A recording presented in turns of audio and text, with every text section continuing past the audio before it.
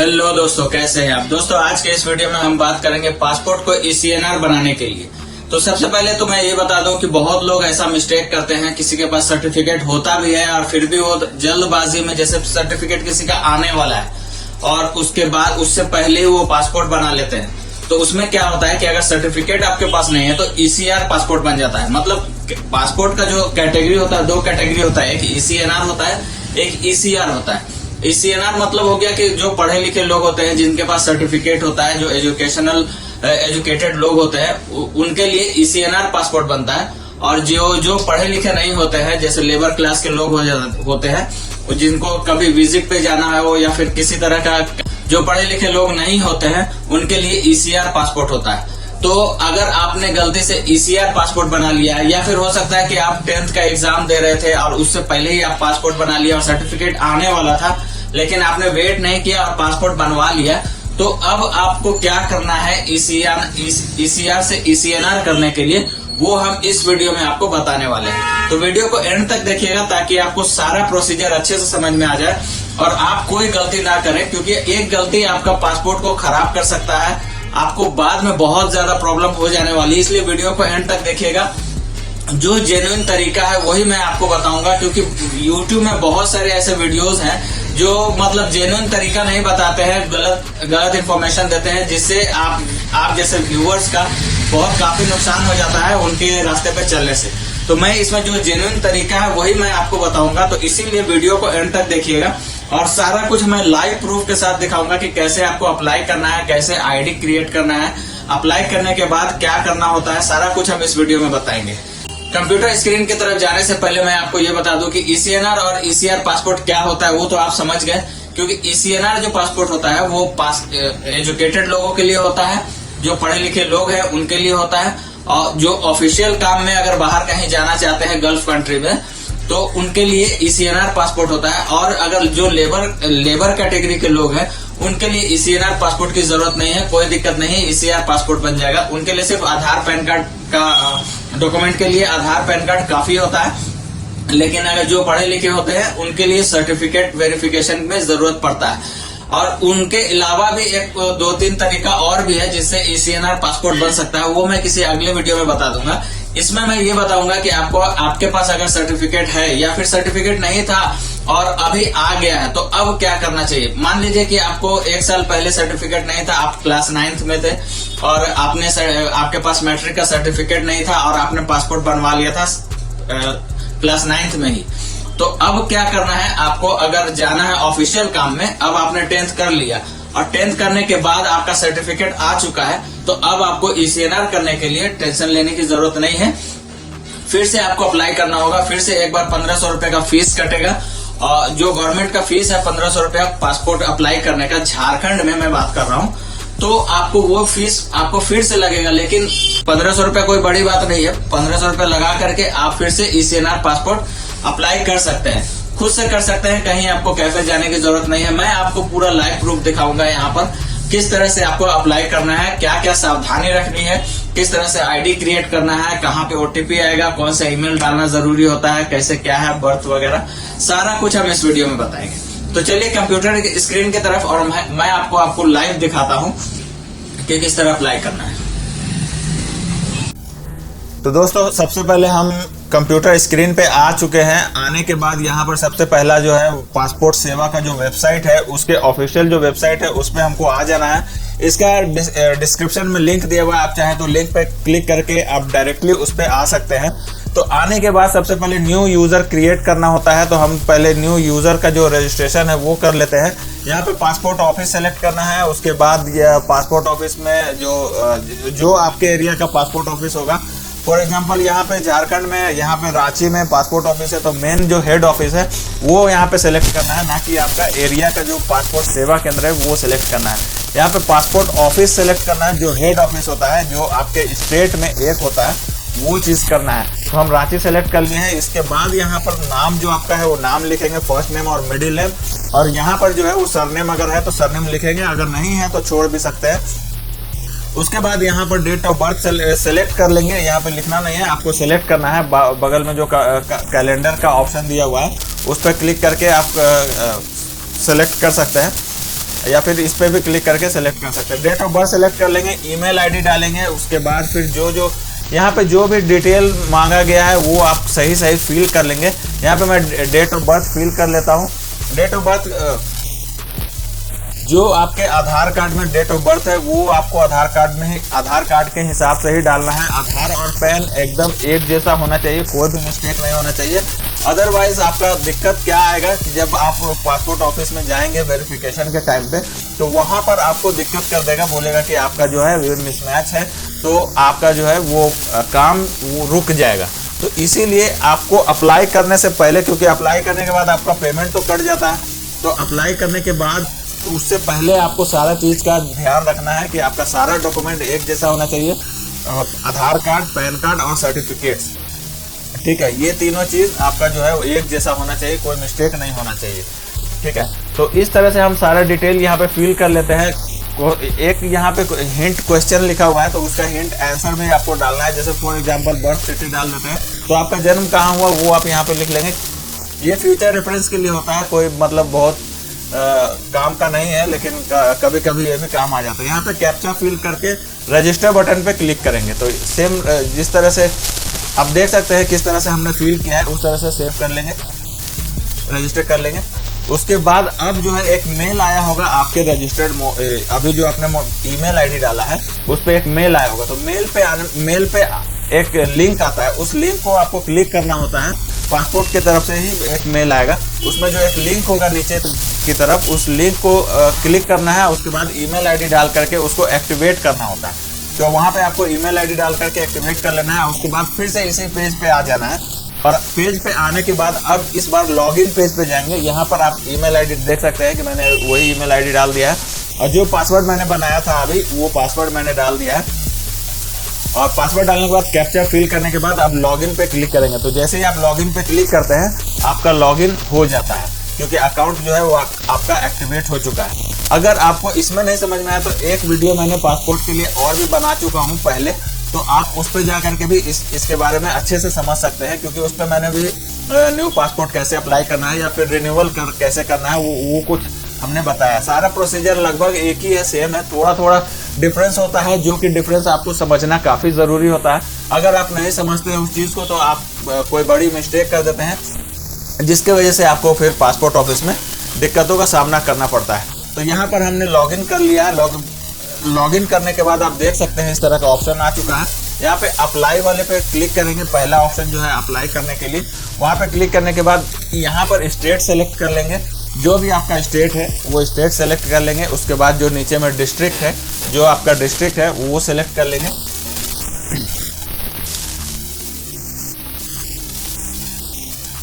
तो मैं यहाँ पे सेलेक्ट करने के बाद आपको दिखाता हूँ कि आगे का प्रोसीजर कैसे आपको क्या करना है। इसमें कुछ सावधानी रखना है। यहाँ पे आप ध्यान रखिए कि मैं यहाँ पे नया अप्लाई नहीं कर रहा हूँ, लेकिन फॉर्म न्यू और री इशू वाले पे ही किया है मैंने। यहाँ पे फ्रेश पासपोर्ट पे नहीं करेंगे, यहाँ पे ध्यान रखना है री इशू पासपोर्ट पे क्लिक करना है, ठीक है। री इशू जैसे ही करते हैं तो आपको कुछ ऑप्शंस मिल जाता है कि इसमें से क्यों आप री इशू करवाना चाहते हैं, क्या दिक्कत है।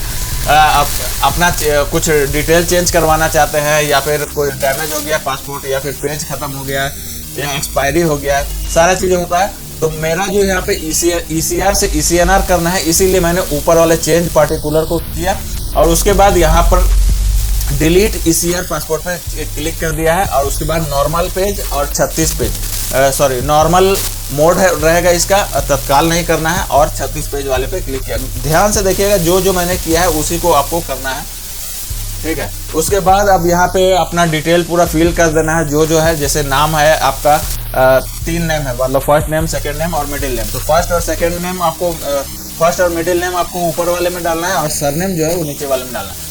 मेल सेलेक्ट कर लिए हैं, अगर फीमेल है तो फीमेल डाल देंगे, डेट ऑफ बर्थ डाल देंगे, और यहाँ पे बर्थ सिटी डालना है जहाँ आपका बर्थ जन्म हुआ, प्लेस ऑफ बर्थ। तो बर्थ के बारे में ही यहाँ पे बोला जा रहा है। फिर उसके बाद मैरिटल स्टेटस जो है आपका सिंगल है या फिर मैरिड है वो डालना है। अगर मैरिड है तो हो सकता है कि आपको मैरिज सर्टिफिकेट भी मांग ले वहाँ पे, तो इसलिए उस हिसाब से आप देख करके चलेंगे, क्योंकि कभी कभी पासपोर्ट ऑफिस वाले बोलते हैं कि मैरिज सर्टिफिकेट भी चाहिए अगर आप मैरिड है तो, ठीक है। यहाँ पे पैन कार्ड यहाँ पे ऑप्शनल बोला जाता है, लेकिन वहाँ पे पैन कार्ड मांगते ही है। वो सब सारा डिटेल डालने के बाद, पैन कार्ड, आधार नंबर डालने के बाद आप नेक्स्ट बटन पे क्लिक कर देंगे। सेव भी करते जाएंगे, क्योंकि अगर बाय द वे कंप्यूटर आपका बंद हो जाता है या किसी कारण से कुछ हो जाता है, नेटवर्क चला जाता है, तो आपका जो है वो सारा कुछ सेव होता जाएगा। तो यहाँ पे लेफ्ट में सेव माय डिटेल्स का ऑप्शन मिलता रहता है। थोड़ी थोड़ी देर पे आप वो सेव करते रहेंगे फॉर्म भरने के बाद, एक एक पेज को फॉर्म भरने के बाद। यहाँ पे माँ का नाम और फादर का नाम डालना है। उसके बाद यहाँ पे नेक्स्ट करेंगे तो यहाँ पे रेसिडेंट एड्रेस डालना है। एड्रेस में आपका जो भी आधार कार्ड में एड्रेस है वही डाल देंगे तो वो ज़्यादा बेटर रहेगा, क्योंकि आधार में एड्रेस है तो वो एक प्रूफ हो जाता है कि हाँ आपका एड्रेस जो है वो सही है। इसलिए आधार में जो एड्रेस है वो डालेंगे, मोबाइल नंबर डालेंगे, ईमेल आईडी डालेंगे और नेक्स्ट बटन पर क्लिक कर देंगे। यहाँ पे इमरजेंसी कॉन्टैक्ट डालना है। इमरजेंसी कॉन्टैक्ट का मतलब होता है कि आपके घर के किसी परिवार का सदस्य का इमरजेंसी नाम, एड्रेस और मोबाइल नंबर डाल देंगे। उसके बाद अब जो मेन यहाँ पे आया है, क्योंकि मैंने री इशू किया है इसलिए प्रीवियस पासपोर्ट का डिटेल यहाँ पे मांगेगा ही, क्योंकि अगर आप जब भी री इशू करते हैं या फिर ECR से ECNR करते हैं तो आपको सारा डिटेल आपको भरना पड़ता है पुराने पासपोर्ट का। तो मैं पुराने पासपोर्ट से यहाँ पे देख करके उसका वैलिडिटी और पासपोर्ट नंबर और फाइल नंबर भी आपको डालना होता है, जो लास्ट पेज में एक साइड में होता है, आप चेक कर लेंगे अच्छे से तो आपको फाइल नंबर मिल जाएगा। तो वो फाइल नंबर आपको पासपोर्ट पे ही मिलेगा, वो डाल देंगे। और उसके बाद यहाँ पर जो है नीचे का जो 3 ऑप्शन दिया हुआ है, इसमें से हम सेकंड वाले ऑप्शन पे क्लिक कर देंगे, क्योंकि डिटेल्स नॉट अवेलेबल ये वाले बटन पे क्लिक करना है। ठीक है, तो ध्यान रखिए कि हमने क्या यहाँ पे भरा है, कोई आप गलती नहीं करें। ये ऑप्शन हो गया। उसके बाद आपको जो हैव यू एवर अप्लाइड, मतलब कि आपने कभी पासपोर्ट को अप्लाई किया है और वापस इशू हुआ नहीं हो आपका, तो अगर ऐसा कंडीशन है तो यस करना है, अदरवाइज आपको नो वाले बटन पे क्लिक करना है। तो यहाँ पे हम नो कर देते हैं क्योंकि ऐसा हुआ नहीं है। सेव माय डिटेल पे क्लिक करेंगे, उसके बाद नेक्स्ट कर देंगे। यहाँ पे पासपोर्ट का डिटेल, पुराने वाले पासपोर्ट का डिटेल सारा फिल करना है। पासपोर्ट नंबर हो गया, एक्सपायरी डेट हो गया, प्लेस ऑफ इशू हो गया और फाइल नंबर जो है वो फाइल पासपोर्ट के पीछे ही होगा। तो आपको पासपोर्ट के पीछे वाले पेज पर से आपको देख लेना है कि फाइल नंबर क्या है, RC कुछ करके होता है, तो वो आपको डाल देना है और उसके बाद नेक्स्ट बटन पे क्लिक करना है। यहाँ पे आपका क्रिमिनल रिकॉर्ड कुछ है या फिर थाना में कोई कंप्लेन है या ऐसा कुछ सारा चीज रिकॉर्ड यहाँ पे पूछा जाता है, आपका प्रीवियस बैकग्राउंड, तो उसमें आपको सारा में नो कर देना है, क्योंकि हमने पढ़ा है तो इसमें सब कुछ नो ऑप्शन है, तो आपको नो करना है। अगर आपका थाना में कोई रिपोर्ट वगैरह कुछ है तो आपको यस करना है, तो फिर आपको प्रॉब्लम आ सकती है पासपोर्ट बनाने में, तो यहाँ पे सब में नो कर देना है। उसके बाद जैसे ही आप नेक्स्ट करते हैं तो यहाँ पे पासपोर्ट का प्रीव्यू दिख जाता है। सारा प्रीव्यू को आप अच्छे से देख लेंगे, name, date of birth, father name, address वगैरह सारा कुछ, प्लेस ऑफ बर्थ सारा कुछ सही है, तब आप उसको आप नेक्स्ट करेंगे। और नेक्स्ट करने के बाद यहाँ पर आपको ऑप्शन सेलेक्ट करना है कि आप कौन सा डॉक्यूमेंट दे रहे हैं, पैन कार्ड दे रहे हैं और एक दूसरे वाले में आधार कार्ड दे रहे हैं, तो उसको आपको सेलेक्ट कर लेना है। सेलेक्ट करने के बाद यहाँ पे प्लेस डाल देना है, तो आप जो जिस स्टेट में जिस डिस्ट्रिक्ट में रह रहे हैं वो डिस्ट्रिक्ट डाल देंगे। यहाँ पे एग्री बटन पे क्लिक करेंगे और सेव माय डिटेल कर सकते हैं, यहाँ पे सेव हो जाएगा। उसके बाद सबमिट फॉर्म पे क्लिक करेंगे। प्रीवियस एप्लीकेशन फॉर्म को भी आप देख सकते हैं, प्रीव्यू मतलब आपने जो क्या भरा है उसको आप देख सकते हैं इस बटन पे क्लिक करके। तो अगर आपको नहीं देखना है, आप कॉन्फिडेंट है कि हाँ सारा कुछ सही है, तो आप सबमिट फॉर्म पे क्लिक करेंगे। जैसे सबमिट फॉर्म पे क्लिक करते हैं तो उसके बाद पेमेंट का ऑप्शन आ जाता है। यहाँ पे पेमेंट करने के लिए आपको पहला ऑप्शन चूज करना है, यहाँ पर पहला फर्स्ट ऑप्शन चूज करना है। नेक्स्ट बटन पे क्लिक करेंगे, नेक्स्ट बटन पे क्लिक करते हैं तो आपको यहाँ पे डिटेल दिखेगा कि हाँ। उसके बाद फिर नेक्स्ट बटन पे जैसे क्लिक करते हैं तो आपको अपॉइंटमेंट चूज करने का आएगा कि आपको किस डेट में अपॉइंटमेंट चाहिए। अपॉइंटमेंट का मतलब कि आपको डॉक्यूमेंट वेरिफिकेशन के लिए आपको जाना होता है पासपोर्ट ऑफिस में, तो पासपोर्ट ऑफिस आपके जो नजदीकी पासपोर्ट सेवा केंद्र में भी जा सकते हैं। अगर आप हेड ऑफिस जाना चाहते हैं तो आपके स्टेट में जो होगा वहां भी सेलेक्ट कर सकते हैं। अदरवाइज आपके स्टेट में, आपके जो डिस्ट्रिक्ट में, जो आपके एरिया में अगर पासपोर्ट सेवा केंद्र है तो आप वहां का यहाँ पे सेलेक्ट कर लेंगे। POPS के जो होता है वो पासपोर्ट सेवा केंद्र होता है और हेड ऑफिस जो होता है वो पासपोर्ट ऑफिस होता है, रीजनल ऑफिस PSK, है ना। तो आपको POPS के सेलेक्ट करना है यहाँ पर, इसलिए कि मेरा एरिया में पासपोर्ट सेवा केंद्र है POPS के बोकारो, मैंने सेलेक्ट कर लिया है। उसके बाद यहाँ पे कैप्चा फिल कर लेंगे और नेक्स्ट बटन पे क्लिक करेंगे। साइड में आपको चार्ट दिख जा रहा है कि कौन कौन से डेट में, अर्लियर डेट में कौन सा अवेलेबल है। तो यहाँ पे आप नेक्स्ट बटन पे क्लिक करते हैं तो आपको कैलेंडर दिख जाएगा। यहाँ पे कैलेंडर को, यहाँ पे पेमेंट का डिटेल दिख जाएगा कि आपका 1500 रुपया फीस कटेगा, ठीक है। उससे पहले आपको अपॉइंटमेंट लेना है, तो अपॉइंटमेंट के लिए यहाँ पे कैलेंडर पे क्लिक करते हैं, ये जो छोटा वाला इस पे क्लिक करते हैं तो यहाँ पर क्लिक करने के बाद जो ग्रीन सिग्नल देगा आपको वो डेट खाली रहता है। तो हम जो भी ग्रीन है आपके मतलब कंफर्टेबल के अकॉर्डिंग आपको जो डेट सूट करता है आप उस डेट को सिलेक्ट कर लेंगे, और जो रेड सिग्नल देगा वहां पर आपका डेट खाली नहीं है। तो यहाँ पे आप क्लिक करके देख सकते हैं। तो यहाँ पे जैसे क्लिक करते हैं तो ग्रीन वाले पे हम क्लिक कर लेते हैं, मुझे ये अर्लियर जो ग्रीन है उसमें हमको चाहिए। तो फिर उसके बाद पे एंड शेड्यूल पे क्लिक करेंगे। उसके बाद यहाँ पे नेक्स्ट करने के बाद यहाँ पे यूपीआई का ऑप्शन सेलेक्ट कर लेंगे और यहाँ पे क्यूआर कोड को सिलेक्ट कर लेंगे। इसमें पेमेंट करना आसान होता है और कोई एक्स्ट्रा चार्जेस नहीं लगता है। तो यहाँ पे क्यूआर कोड दिख गया है। अब हम अपना फोन पे या पेटीएम का क्यूआर कोड स्कैनर ओपन करेंगे और यहाँ पर स्कैन करके पेमेंट कर देंगे, जिस तरह से आप पेमेंट करते हैं। पेमेंट करने के बाद आपको यहाँ पे वेट करना है कि वेट इसलिए करना है कि आप इस पेज में अगर कुछ भी छेड़छाड़ अभी करते हैं तो आपका पेमेंट जो है वो फंस जाएगा। इसलिए आपको पेमेंट करने के बाद इस पेज में आपको कुछ नहीं करना है, सिर्फ वेट करना है। ऑटोमेटिक ये पेमेंट होने के बाद सक्सेसफुल का मैसेज आ जाएगा और उसके बाद फिर रीडायरेक्ट हो जाएगा। यहाँ पे देखिए सक्सेस का मैसेज आ चुका है। अब हम ओके बटन पे क्लिक करेंगे। अभी भी आपको यहाँ पे वेट करना है, अभी भी कुछ कट वगैरह कुछ नहीं करना है, क्योंकि यहाँ पेमेंट हुआ है। पेमेंट होने के बाद अब पासपोर्ट सेवा का जो वेबसाइट है उसके पास जाएगा और रीडायरेक्ट वहां पे हो जाएगा। अब यहाँ पर इस स्क्रीन पे आपको कंफर्मेशन मिल गया कि आपका पेमेंट जो है वो सक्सेसफुल हो चुका है। अब प्रिंट एप्लीकेशन को क्लिक करेंगे और प्रिंट एप्लीकेशन को प्रिंट कर लेंगे। इसका जो अपॉइंटमेंट का जो स्लिप है उसको प्रिंट कर लेंगे और इस स्लिप को ले आपको ये जो रिसीट है इस रिसीट को आपको ले करके जाना होता है पासपोर्ट सेवा केंद्र में या जहाँ पर भी आप जाते हैं डॉक्यूमेंट वेरिफिकेशन के लिए। तो ये अपॉइंटमेंट का रिसीट हो गया। इसमें जो टाइम वगैरह सब कुछ ऑटोमेटिक आ जाता है, डेट आप अपने हिसाब से चूज करते हैं। तो टाइम अपने आप आ गया है 10 बज के जो भी टाइम इसमें आया है वो टाइम पे आपको पहुंच जाना है उस पासपोर्ट सेवा केंद्र में। और दूसरा चीज़ कि आपको डॉक्यूमेंट सारा कुछ ओरिजिनल लेकर के जाना है और साथ में उसका जेरोक्स भी लेकर के जाना है, जैसे आधार कार्ड हो गया, पैन कार्ड हो गया और आपका जो पढ़ाई का सर्टिफिकेट आपने डाला है 10th अगर डाला है 10th से ऊपर डाला है तो आपका सर्टिफिकेट वगैरह सारा कुछ लगेगा। तो ये सब कुछ आपको ले करके जाना है वहाँ पर। वेरिफिकेशन होने के बाद आपको वहाँ पे फोटो खिंचाएगा, फोटो क्लिक होगा, उसके बाद सिग्नेचर होगा, फिंगरप्रिंट लगेगा, सारा चीज़ होने के बाद आपको भेज दिया जाएगा। उसके बाद थाना से जो आपका जो थाना आपके एरिया का जो थाना है वहाँ पर से इंक्वायरी आएगा। इंक्वायरी आने के बाद आपको सारा प्रोसीजर जो है वो कंप्लीट हो जाता है। तो इंक्वायरी आने के बाद जो डॉक्यूमेंट लेकर के वहाँ पे बुलाया जाएगा आपको वो लेकर के जाना है। जाने के बाद वहाँ सब कुछ क्लियर हो जाता है। उसके बाद जो है वो प्रिंटिंग प्रोसेस चालू हो जाता है पासपोर्ट ऑफिस में और प्रिंट होने के बाद आपको जो एड्रेस पे है वो डिलीवर कर दिया जाता है। तो दोस्तों देखा आपने कैसे हमने अप्लाई किया, सारा प्रोसीजर आपको अच्छे से समझ में आ गया होगा।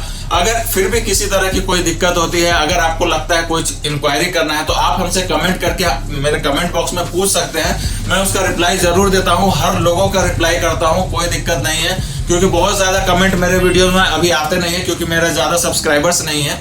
तो आप लोगों का अगर सपोर्ट रहा तो मेरा सब्सक्राइबर्स भी बढ़ जाएगा और मैं इसी तरह की जेन्युइन टेक्निकल से रिलेटेड जो भी चीज़ है वो मैं आपको इस वीडियो के माध्यम से बताता रहता हूँ।